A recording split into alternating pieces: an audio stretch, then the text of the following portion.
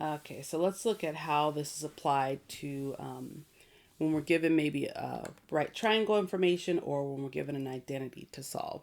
So we're looking at finding the exact value of cosine of u plus v and now secant of u minus v, but we're given not necessarily what the angles are, but we're given information about the sine and cosine at those angles. Okay, so sine of angle u is 5 over 13, and cosine of angle v is negative 3 over 5, and both of them are in quadrant 2.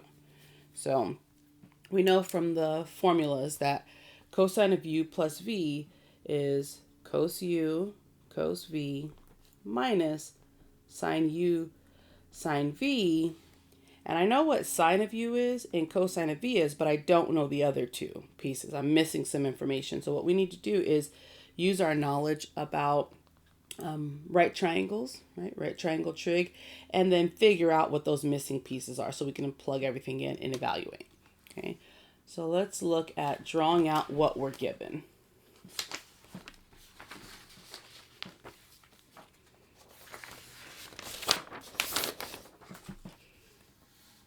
All right, so we're told that sine of u is 5 over 13, right? And everything's in quadrant 2, so I'm going to just draw a little picture.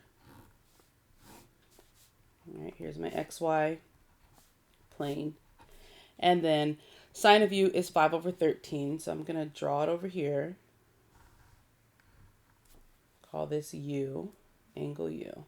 And if sine is 5 over 13, my opposite side is 5. So opposite of the angle is 5.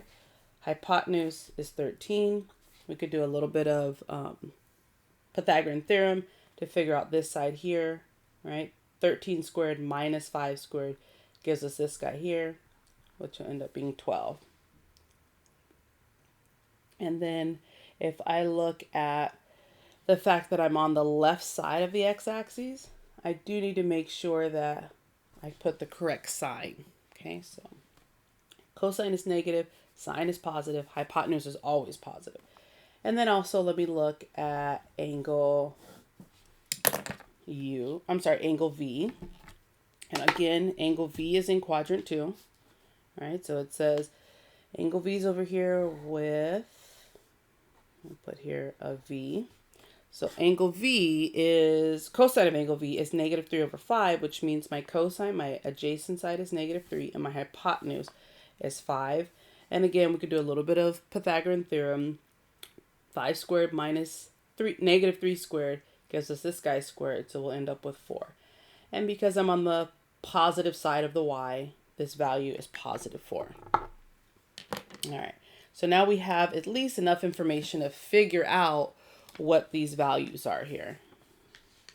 So we said that cosine u we didn't know yet. So if I go to angle u and look for the cosine at angle u, cosine is adjacent over hypotenuse. So I'm going to say adjacent over hypotenuse.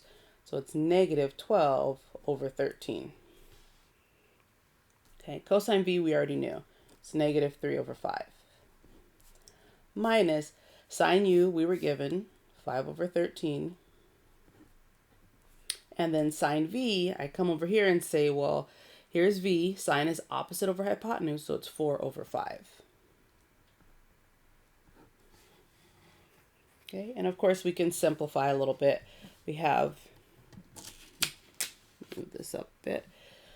We have negative 12 times negative 3, so that would be positive 36 over 13 times 5, so 65. And then minus 4 times 5, which is 20, over 13 times 5, which is 65. All right, we could have simplified a little bit, but here I have the same denominator, so I'm going to bring those together. 36 minus 20, which gives me 16 over 65. All right, so we know that cosine of this angle, u, plus this angle, v, whatever they are, we don't even know the value of them, we know it's 16 over 65. Okay, we'll do the same thing, but for the second part, but we're looking for secant of u over v, right? We have a formula for cosine, sine, and tangent, but now I'm looking at secant, which is the reciprocal of cosine. So all that means is I'm going to evaluate what cosine of u minus v is, and then take the reciprocal of that. So this equals 1 over cosine. We already know that. So all that means is I evaluate cosine, u minus v, and then I'll flip or take the reciprocal of my answer. Okay, so let's just look at, put a little side note here. Let's figure out what cosine of u minus v is. Formula says that it's cos u, cos v, plus sine u, sine v. And we already have our picture here. I'm going to bring this down. We already have a picture here. We know cos u is going to be negative 12 over 13. Cos v, we were already given, but it's negative 3 over 5. And then plus sine u, we were given 5 over 13.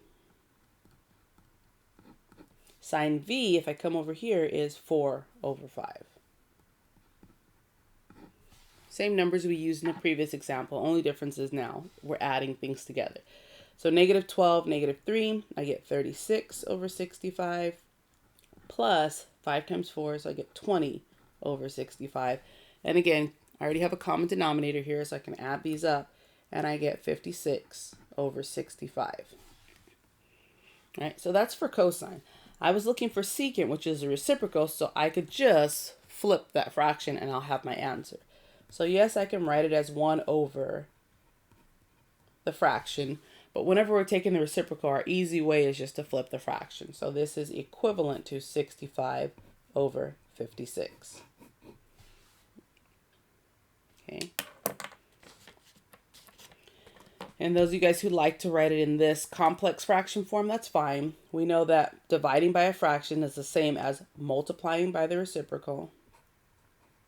Oops, that's 56. So when I multiply 1 times 65 over 56, I do end up with 65 over 56. So this is secant of u minus v.